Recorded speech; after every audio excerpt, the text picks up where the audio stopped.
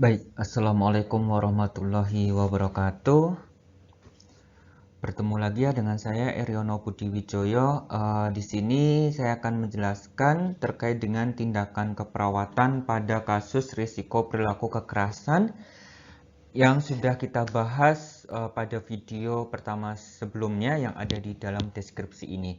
Bagi yang belum melihat terkait dengan video yang pertama, silakan lihat terlebih dahulu, baru nanti akan masuk ke tindakan keperawatan pada kasus risiko perilaku kekerasan agar tahu konsepnya, agar tahu proses bagaimana perawatannya atau teorinya pada risiko perilaku kekerasan sehingga apa yang harus dilakukan perawat pada tindakan keperawatan ini sesuai. Baik, next. Nah, ini adalah tindakan keperawatan untuk klien. Oke, jadi tindakan keperawatan ini sebenarnya ada 3 tujuan ya. Pertama untuk klien, kemudian untuk keluarga, kemudian untuk kader. Itu juga bisa, akan tetapi pada slide ini atau pada penjelasan ini kita akan fokus pada tindakan keperawatan untuk klien dan untuk keluarga.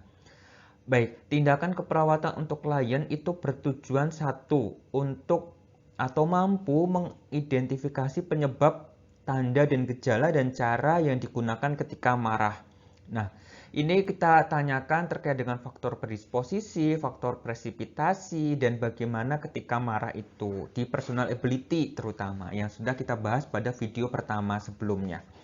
Selanjutnya yang kedua tujuannya adalah untuk mampu mengontrol perilaku marah. Jadi tindakan keperawatan ini untuk mengatur atau untuk mengontrol perilaku marahnya agar marahnya itu asertif. Oke, ada level-level marah yang sudah kita jelaskan di video sebelumnya. Selanjutnya adalah mampu mengevaluasi tindakan yang sudah dilakukan, kemudian mampu menyebutkan apa itu perilaku kekerasan, jenis, akibat, atau cara mengendalikan atau mencegah perilaku kekerasan, kemudian mampu mencegah atau mengontrol perilaku kekerasan secara fisik, spiritual, sosial, dan dengan terapi psikofarmaka.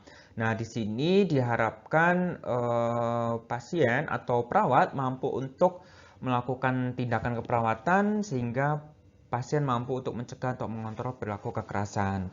Kemudian mampu mengevaluasi manfaat dari cara-cara yang telah digunakan. Nah, ini adalah tujuan tindakan keperawatan untuk klien, terutama pada kasus risiko perilaku kekerasan. Baik, next.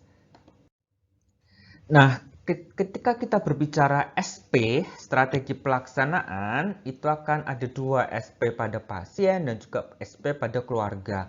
Saat ini kita akan fokus pada SP pasien pada RPK. Itu ada 5. Oke. Strategi pelaksanaan 1, 2, 3, 4, 5 pasien untuk atau pada kasus risiko perilaku kekerasan.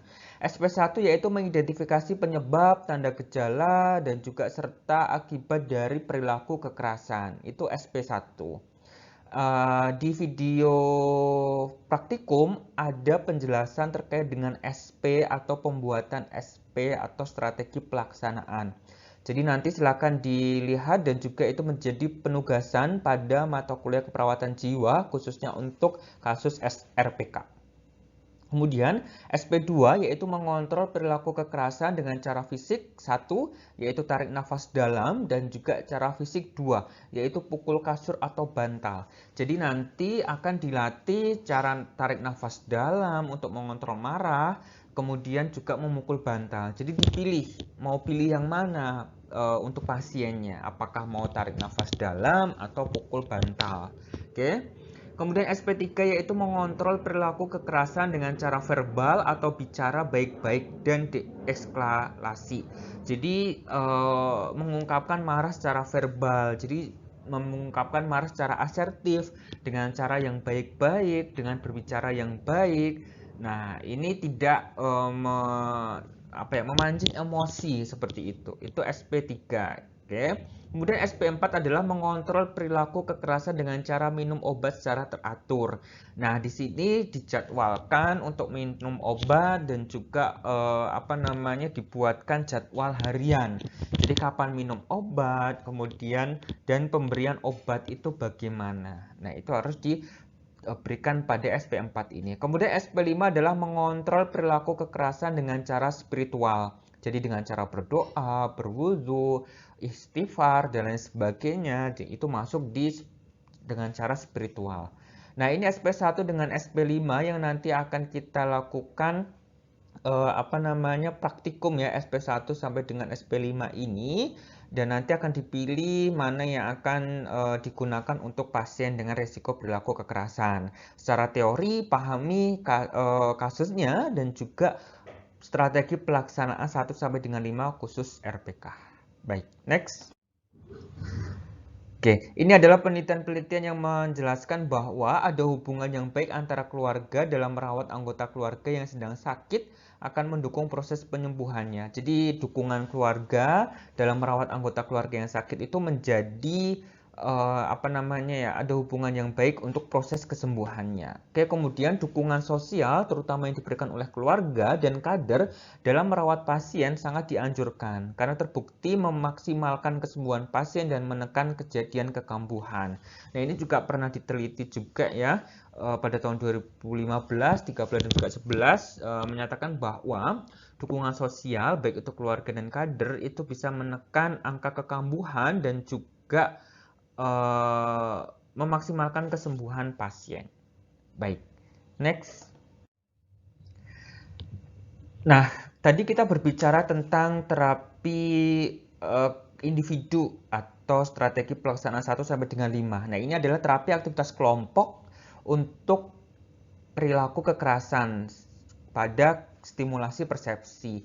Nah, ini juga akan ada pembahasan di materi selanjutnya, akan tetapi di sini cukup saya kenalkan saja bahwa ada TAK stimulasi persepsi pada kasus-kasus resiko perilaku kekerasan. Yang pertama, mengenal perilaku kekerasan, mencegah PK dengan kegiatan fisik, mencegah PK dengan patuh minum obat, mencegah PK dengan kegiatan asertif, dan juga mencegah perilaku kekerasan dengan kegiatan ibadah. Nah, ini adalah TAK stimulasi persepsi 1 sampai dengan 5. Sesi 1, sesi 2 sampai dengan sesi 5. Nanti akan dibahas pada perkuliahan selanjutnya dan masuk dalam praktikum juga. Baik, next. Nah, ini adalah SP keluarga atau strategi pelaksanaan keluarga. Seperti yang tadi sudah saya jelaskan, SP itu ada dua ya, SP untuk pasien dan juga SP untuk keluarga. Nah, ini adalah SP untuk keluarga di mana SP1K atau SP1 keluarga itu adalah mendiskusikan masalah yang dirasakan keluarga dalam merawat pasien, menjelaskan peran serta keluarga dalam merawat pasien, menjelaskan cara-cara merawat perilaku kekerasan. Jadi bagaimana sih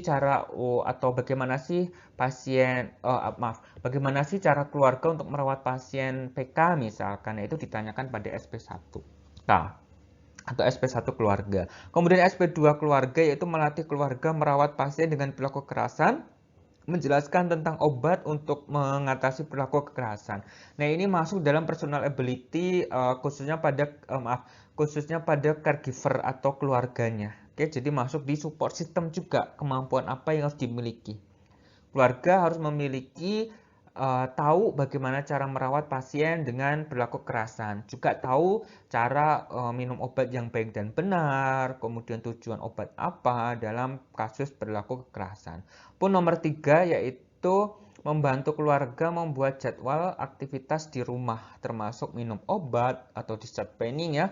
Jadi ketika sudah di rumah, berapa kali minum obat, fungsinya obat apa, itu masuk dalam sesi 3. Kemudian mendorong untuk memanfaatkan sumber rujukan yang tersedia. Jadi harus kerjasama dengan pihak puskesmas, kemudian kontrol. Nah, itu perlu ditingkatkan di sana dan itu masuk dalam SP3 keluarga. Baik, SP1, SP2, SP3 ini menjadi poin penting ketika nanti bertemu dengan keluarga dan untuk menyampaikan permasalahan keluarga dan bagaimana keluarga harus menyikapi pasien-pasien dengan perilaku kekerasan. Baik, next.